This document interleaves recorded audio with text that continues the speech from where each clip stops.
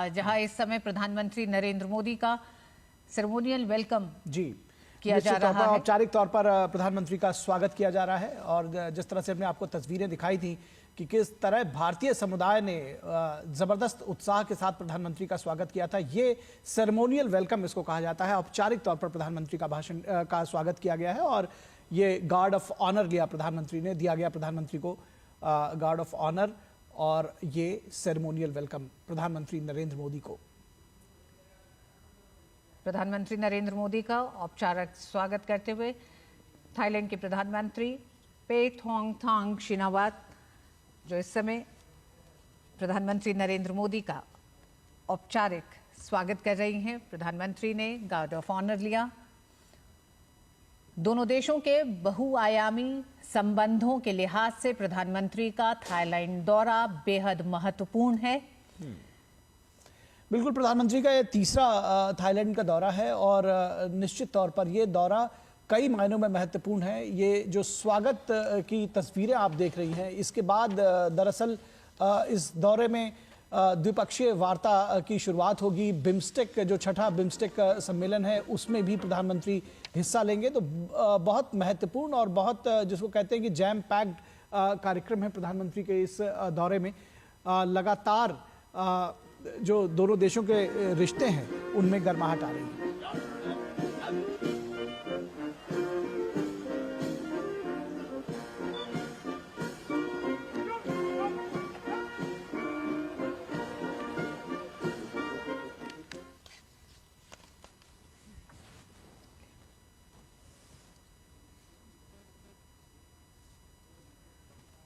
प्रधानमंत्री नरेंद्र मोदी की औपचारिक स्वागत की ये तस्वीरें आप देख रहे हैं।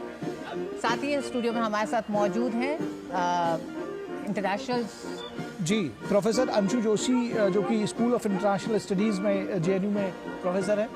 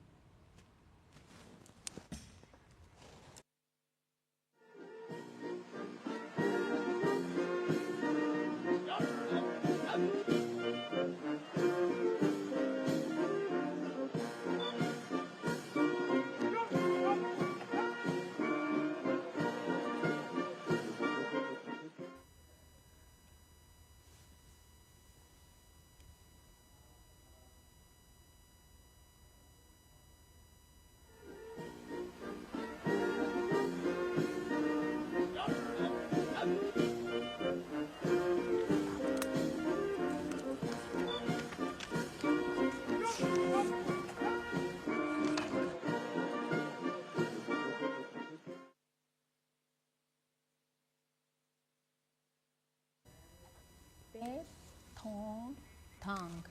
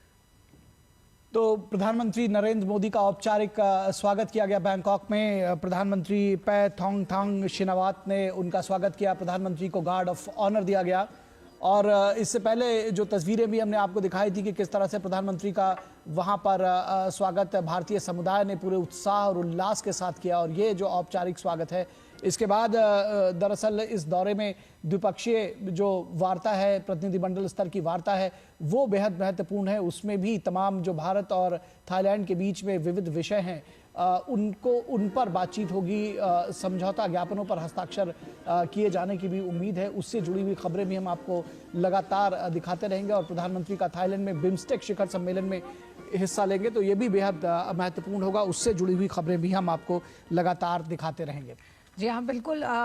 निखिल, जिस तरह से हम देख रहे हैं कि 2022 में भारत और थाईलैंड के कूटनीतिक संबंधों की 75वीं वर्षगांठ थी और उस दौर से लेकर आज 2025 के समय में प्रधानमंत्री का ये दौरा कई मायनों में बेहद अहम हो जाता है।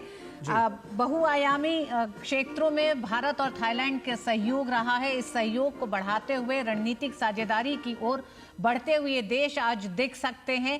आज अब से थोड़ी ही देर के बाद द्विपक्षीय वार्ता होनी है, प्रतिनिधिमंडल स्तर की बातचीत होनी है और उस बातचीत में कई ऐसे अहम समझौतों पर हस्ताक्षर होने की संभावना जताई जा रही है, जिसमें समुद्री सहयोग बेहद अहम हो सकता है। महासागर नीति को लेकर दोनों देश और विस्तार से आगे बढ़ सकते हैं। तो ये तमाम वो क्षेत्र हैं जिन्हें लेकर भारत और थाईलैंड अपने सहयोग को एक नया रूप दे सकते हैं, उस सहयोग को और मजबूत करते हुए दिखाई देंगे।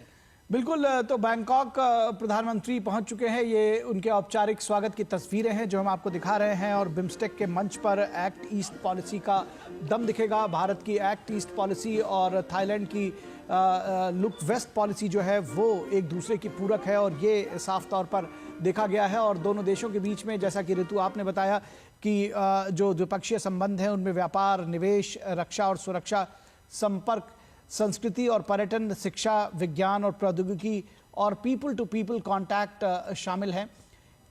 ये प्रधानमंत्री विजिटर्स बुक पर दस्तखत करते हुए, और ये देख सकते हैं आप नेताजी सुभाष चंद्र बोस की तस्वीरें वहां मौजूद हैं। जी हाँ, बिल्कुल। और आजाद भारत के उस संघर्ष में नेताजी सुभाष चंद्र बोस का एक तरह से जो योगदान भारत के उस संघर्ष में रहा है, उसका एक बड़ा महत्वपूर्ण पड़ाव थाईलैंड रहा है। जी, बिल्कुल। थाईलैंड बड़ा महत्वपूर्ण पड़ाव रहा है। और म्यांमार में, बर्मा में तो उन्होंने जो संगठन किया था और वहाँ पर जो आज़ादी की मांग की थी, तुम मुझे खून दो, मैं तुम्हें आज़ादी दूंगा, वो सारा जो जब हम कहते हैं कि act east policy, look east policy, तो दरअसल ये बड़े गहरे सांस्कृतिक और ऐतिहासिक संबंध रहे हैं हमारे।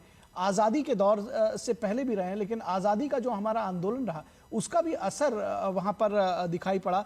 किस तरह से, क्योंकि जब हम कहते हैं कि हम साझा संस्कृति, साझा विरासत, साझा मूल्य हमारे हैं, तो जब हमारी जो लड़ाई थी अंग्रेज़ों के खिलाफ, उसमें भी बहुत सारी चीज़ें आप देख सकती हैं जो हमको कनेक्ट करती हैं इन देशों को। बिल्कुल निखिल, जिस बात को आप कह रहे हैं कि हम आज एक पुरानी सभ्यताओं के साथ एक जुड़ाव जरूर दिखाई देता है भारत और थाईलैंड में, लेकिन उन सभ्यताओं को और मजबूत करता वो संघर्ष का दौर रहा है। जब भारत अपनी आजादी के संघर्ष के दौर में भी थाईलैंड से जो नजदीकी रही है, वो चाहे नेताजी सुभाष चंद्र बोस का वहां पे होना ये रहा हो, या फिर उससे इतर भी, थाईलैंड उन देशों में शामिल है जो हमारे संघर्षों के साथ हमेशा से हमारे साथ खड़ा रहा है। 75 साल के कूटनीतिक संबंधों की वर्षगांठ मनाना और उसी के साथ उन संबंधों में ये प्रगाढ़ता, जिसमें एक सांस्कृतिक जुड़ाव बहुत बड़ा, बहुत गहरा है। जी, निश्चित तौर पर बहुत गहरा सांस्कृतिक जुड़ाव है। और जो भारत के साथ में अगर म्यांमार के संबंधों की बात करें, जो 2000 वर्ष से भी ज़्यादा गहरे सांस्कृतिक संबंध रहे हैं। रामायण और बुद्ध जोड़ता है हम दोनों देशों को। और रामायण का थाई संस्करण रामकियन कहा जाता है थाईलैंड में। और थाईलैंड के अयुत्या शहर का नाम जो है अयोध्या से जुड़ा हुआ है, और उसको एक तरह से वहाँ की जो सभ्यता संस्कृति है वो भी बहुत ज़्यादा जो सनातन संस्कृति है उससे मेल खाती हुई दिखती है। तो थाईलैंड का जो अयोध्या शहर है, आप ये कहें कि वो दूसरा अयोध्या अगर कहा जाए भारत के लिहाज से तो गलत नहीं होगा। अयोध्या में हिंदू धर्म का जो प्रभाव है वो भी काफ़ी बड़े और विस्तारित रूप से देखा जाता है ऋतु। और सम्राट अशोक के शासनकाल में बौद्ध धर्म का प्रसार किया गया था थाईलैंड में। तो जैसा कि हम कहते हैं कि बुद्ध भी हमें जोड़ते हैं और राम भी हमें जोड़ते हैं, थाईलैंड और भारत को। जी हाँ, और जिस तरह से हमारे साथ इस समय मौजूद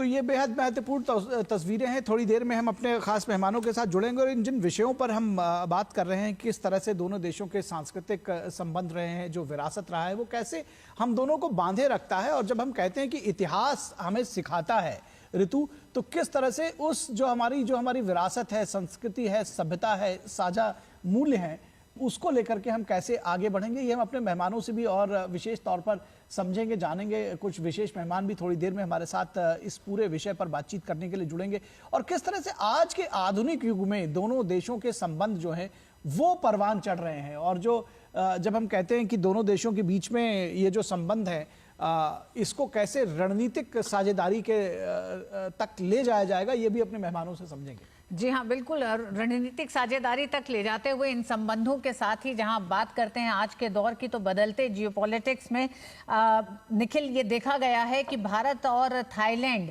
किस तरह से आज की तारीख के बदलते इस वैश्विक परिदृश्य में बेहद अहम होते जा रहे हैं। जी, चाहे हम बिम्स्टेक जैसे मंच की बात करें या फिर अन्य वैश्विक चुनौतियों की बात करें, उन चुनौतियों